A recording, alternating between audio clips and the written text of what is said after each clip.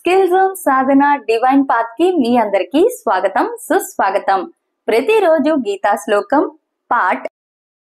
ఈరోజు 6 మరియు 7వ శ్లోకాన్ని మీరు నేర్చుకోబోతున్నారు.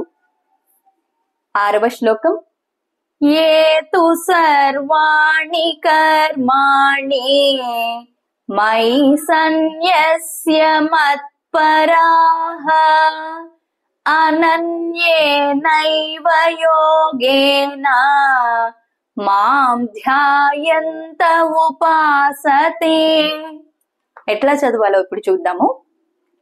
ఏతు సర్వాణి కర్మాణి మయి సన్యస్య మత్పరాః అనన్యే నైవ యోగేన మాం ధ్యాయంత ఉపాసతే. మరొకసారి శ్లోకం మొత్తం చదువుతానండి.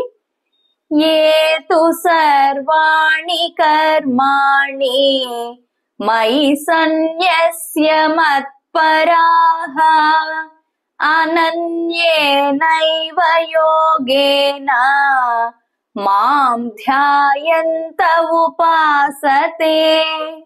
ఇప్పుడు 7వ శ్లోకం.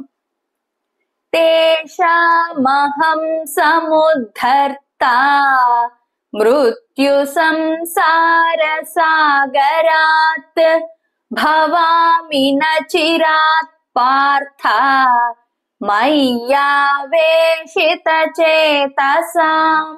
ఎలా చదవాలో చూద్దాం. తేషామహం సముద్ధర్తా మృత్యు సంసార సాగరాత్ భవామి నచిరాత్ పార్థ మయ్యావేశిత చేతసాం. మరొకసారి శ్లోకం మొత్తం.